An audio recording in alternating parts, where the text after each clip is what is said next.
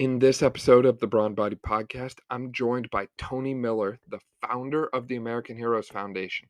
We're going to be discussing the American Heroes Foundation, who they are, what they do, what their mission is, and how they go about supporting veterans and first responders and their families amongst all the issues that they're currently facing in our country. We'll also be discussing what you can do to support them in their mission. One of the easiest things you can actually do to support the American Heroes Foundation is to share this episode with as many people as possible. Share it with your friends on Facebook, Instagram, Twitter, MySpace, if you still use MySpace. Share it with as many people as possible and help us run our total play count up. We're donating all proceeds from this episode, including affiliate links and program purchases, which you can check out in the description below. You can click on those links there and check that out. We're donating all proceeds from this episode for the next week to Tony's Foundation. And again, the easiest way, it's completely free. We get paid per listener. So the more people we listen, the more our sponsors give us. So the more people listen, the more we're able to donate to Tony's group, American Heroes Foundation. So with that, we're going to have a quick word from one of our sponsors, then we'll get to the show. Hope you enjoy. Tony, welcome to the show. Excited to have you on today. Thanks for having me. We're looking forward to talking with you today. Yeah, for sure. So, what exactly is the American Heroes Foundation and why did you start it? Well, we're an Arizona-based 501c3. We support the health and wellness of veterans and first responders. We're basically a vehicle to raise money for other nonprofits that directly support our heroes. We also have a golf tour for vets, first responders, and family members that kind of help encourage participation with others who have similar backgrounds and experiences. So why did we start it? Well, I wanted to create an organization where vets and responders can interact, share experiences. I wanted to create a safe, non-judgmental environment for people to meet others, and in some instances, reintegrate back into society. For sure. And I think everything you mentioned there is spot on. There's a lot of issues that veterans in particular and first responders have been facing that society as a whole is not aware of. And I like how you're taking initiative to tackle those problems head on and support other groups that are addressing those issues as well. With that in mind, what issues have you seen veterans currently facing? What are they struggling with? And same with first responders. What has been kind of some of the challenges you've seen just from your experiences and as a veteran yourself? They're dealing with experiences that affect them mentally, physically. In a lot of cases, it's actually both. PTSD it's an epidemic for our heroes. Everyone knows of the 22 a day vet suicide rate, but since 1999, we've lost approximately 5,200 in combat. But in the same time, we've lost almost 130,000 to suicide. Now, one thing I've learned since being involved in this organization about our responders is they also deal with a large amount of suicide. They're actually twice the national average for United States of committing suicides.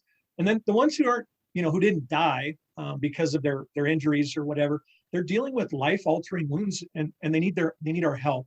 We just can't leave them out there to deal with the issues on their own. I completely agree with you there. And you touched on the big ones, PTSD, suicide, all these heavy hitting topics that, people don't like to talk about them because they are sad and they are depressing. But this is reality for some of America's heroes, hence the reason you named it American Heroes Foundation. These are the men and women, the brave individuals who have sacrificed so much for the betterment and protection of our country. So they have served us, and now it's definitely the people's time to serve them.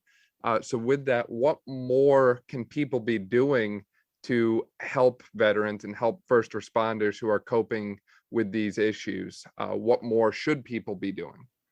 I think one of the main things is we need to educate the population to the plights that the average civilian in America has no idea of the horrors that our heroes have witnessed and endured. We need to provide a voice for those who aren't sure how to reach out. We need to stay on our policymakers to keep them on top of the situation. We need to be able to cut the red tape. For instance, we support another organization called Operation New Outlook. It's run by world-renowned psychologist Dr. Barry Goodfield, and he has a patented drug-free therapy. This therapy has been used worldwide with proven success for years and years and years. We've been trying to get the VA to allow him to train others in the process, but they want us to come up with $125,000 for a study to prove its validity. What frustrates me is we spend billions of dollars on pet and pork projects every year, but we can't get this cost waived. Totally insane to me. We can help our heroes become productive members of society without mind-altering, medications, but we're constantly fighting the bureaucracy. Definitely some system changes that need to take place. For example, I know the news has quoted multiple times about the $80 billion worth of military equipment that was left in Afghanistan not too long ago. And, we talk about wasted money. Well, $80 billion, you can do a lot with $80 billion, especially when it comes to helping veterans, helping first responders, and helping other issues that our country is currently facing. I also know in the past that there was a big push to defund first responders, even police, firefighters, all these different things. And it seems crazy to me that we want to cut funding for their programs, not just the protective services that they provide, but also things like their salaries, their retirements. They are literally endangering their lives every single day in our homeland to try and protect us. And why anyone would want to, instead of say thanks to them, kind of kick them in the teeth, so to speak, metaphorically speaking, is beyond me, as I'm sure it is for you as well. Absolutely. Absolutely. One of the other things that you mentioned about your foundation is you help promote golf. You do golf tournaments. I know you're partnered with PGA Hope, I believe it is. Yep. So what all about golf have you found helps veterans and first responders? Is it just the activity of getting out and doing something and exercising, or being around others? Why has golf been such a healthy habit for your group? Yeah, for many of the things you actually just touched on. So we're an organization all volunteers. Nobody gets a dime. We get to witness the impact of the camaraderie, the friendship, and the competition on all of our heroes that we're involved with. I personally have witnessed members who were basically socially inept due to their experiences. And by the end of the season, they became friends and social butterflies at our events. I mean, I can't tell you how many times I've come home and shared stories with my wife and literally started crying because of the positive impact we've had on our heroes. Just real quick, a little story. We had a guy who he came out to golf with us, and in the very beginning, he had a service dog, and he would take his own cart, and he was out there all by himself, and then he got partnered, with 3 other golfers, and he was fine. But as soon as our events were over, and we always had lunches, he would boom, he was gone. Well, then the next time, he requested he get paired with the same golfers, and I'm like, yeah, I don't want to do that. So I wanted to pair him with different people, because one of my goals was for this camaraderie and friendship, so people can have bonds and share stories with other people who may have, similar stories and things that they're dealing with. Well, he was a little frustrated when he saw that, and I said, trust me, you'll be okay. He went out there and he played, and he was fine. And every tournament, I was putting him with different people. Well, by the very end of our season, this guy is bouncing around from table to table with all these different people he's golfed with throughout the season. He stayed there for 2 hours after we were done golfing, and he was one of everybody else. He was in a wholly new environment for him because he kept himself locked inside his home with just him and his service dog, wouldn't go out and be around people. And now he was out, and he loved it. And he actually came up to me and said, thank you for helping him get to this point in his life that he probably wouldn't have been able to do it without us. That was amazing. So I can't imagine not having these folks in my life. It's what I live for. Have lived a pretty blessed life, and it was time to give back. So these folks have become my family, and I look forward to having them around for a long year or a long time. Sorry. And besides the golf, we also promote other healthy habits too. You're out there exercising, you're talking, you're sharing mental experiences. We're helping them let the demons and the stressors get out because mental health is vital. So it's not just necessarily exercise and going out there and moving your body around. But the other cool thing that we really do in Heroes is, in the charity world, it seems like there's a lot of folks who are, we'll call it territorial. It's, hey, you're stepping on our toes. This is our area. Well, I think that's bogus. I think that if we're out here and our job is to help our heroes, we should all be pooling our resources and helping. Who cares who gets credit? I could care less who gets credit if we're able to help, our heroes do that. So that's what we do. So we've also coordinated and partnered with other organizations, and they actually take heroes out on bike rides, hiking, all kinds of fun events, just trying to keep them engaged. And all of that is paid for from these groups. And we're a vehicle that helps them raise that money, and we donate it to those groups to That's incredible that you're doing that. help them be able to do that. So we like to approach it from many different angles to help. I think when I was in Arizona, I think it was the last weekend in June, you had a golf tournament down in Mesa, Arizona, and I think you donated, what was it, $7,500 to a group to train service dogs for Right. veterans. Absolutely. Yeah. That's Soldier's Best Friend, and they're based here in Phoenix. And it's funny you said that because I had made a promise with them to provide money for 2 service dogs. And it costs $5,000 for each service dog to be partnered up with somebody in a year's worth of training. And I went down and took them another $2,500 yesterday. So we met our commitment to them, and that was pretty exciting. That's amazing. Great work on your part there. And I love also just how humble you are throughout all of this, right? It's not your name that gets all the credit. It's not always your foundation that gets all the credit. It's you doing what you feel is your duty at this point to help and better the lives of others. And you have a foundation that's committed to doing that same thing. And instead of focusing entirely on yourselves, you're empowering other individuals, other groups, and enabling them to do what they do best, which in some cases, like you said, it's hiking. In some cases, it's cycling. In some cases, it's training service dogs. And I think that model just works so effectively when it comes to giving back and helping people. So I think it's amazing that you've come up with that. And I love the approach that you're doing. And I'm hoping that we see other groups and organizations follow suit soon, because as you said, it's time we stop stepping on each other's toes and put our differences aside and start actually working on getting some of the issues that have plagued our society for so long actually resolved. Yeah, I agree. I agree with you. That's a very salient point. One thing that has bothered me in this world of charities is that I think a lot of intentions are great when they start. And then I think with notoriety and they're running around and they're getting other people around them and oh, you're doing such a great job, they lose sight of what their initial mission is. And it kind of becomes about them. And this isn't about me. This isn't Tony's organization. I created this as a vehicle for all of our members. And every time I send an email, when I address everybody, this is our organization. I want feedback. We're sponges. We can't get better without everybody else. And as a matter of fact, I've made it my goal as that I'll always be the founder, but I don't always want to be the president. And so somewhere between 5-6 years, I want to turn the reins over to somebody new, fresh, comes in with new ideas and goes forward.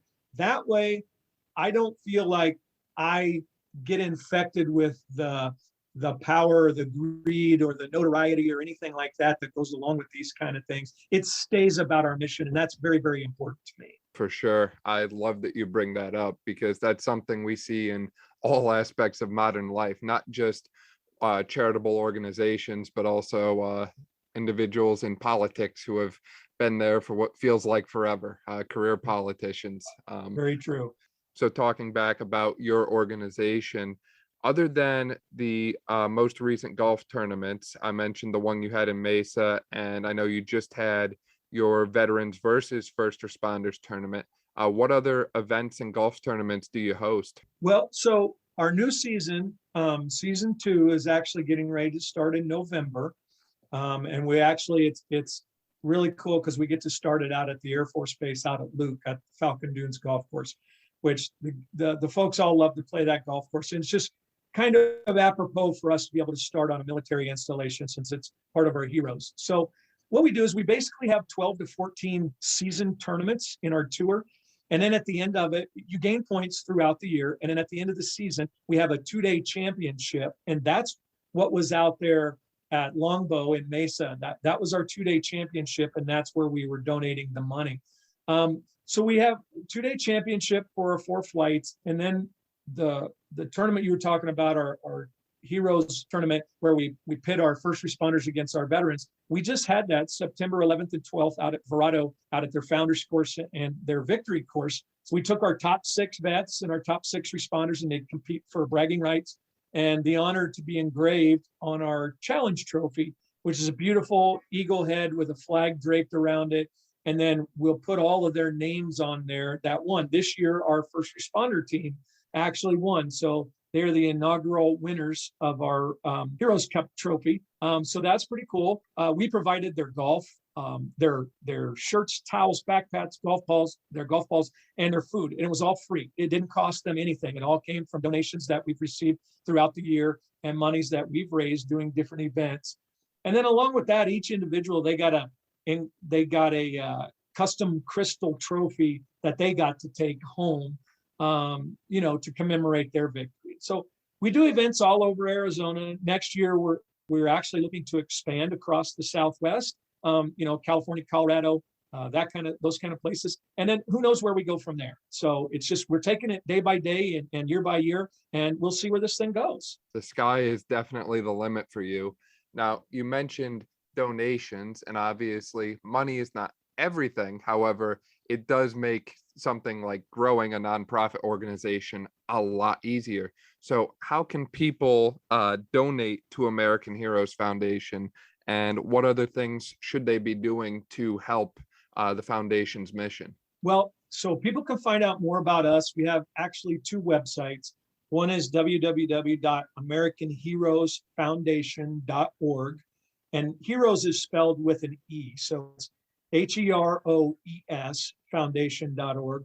Or you can go to our golf tour website, which is www.americanheroesgolf.net. And then, so other than the money, we're always looking for people that have, specialty skills, whether it's internet web design, social media influencers, those kind of stuff. But we're always definitely looking for donations and sponsors. Like we're currently looking for a sponsor, maybe for a naming sponsor to, for our golf tour itself. So, American Heroes Golf Tour sponsored by XYZ Corporation. We'd love to have something like that if we can too. But we also take sponsorships for individual tournaments or, different events that we hold throughout the year also. Glad to hear that there's so many ways for people to get involved there. And I'm currently actually wearing one of your hats. I don't know if you can see it here, but I love the merchandise that you guys have as well. And I believe that's something that people can also get online. Correct me if I'm wrong. Well, we're not there yet, but we Okay. will. We have different items that we're going to be getting on the website, so people will be able to support us that way also. Glad to hear that. Tony, any other closing remarks or anything else that you want to share about American Heroes Foundation and everything that you've been doing? Dan, just first, I want to thank you very much for the opportunity to speak with you and the folks that are listening to you.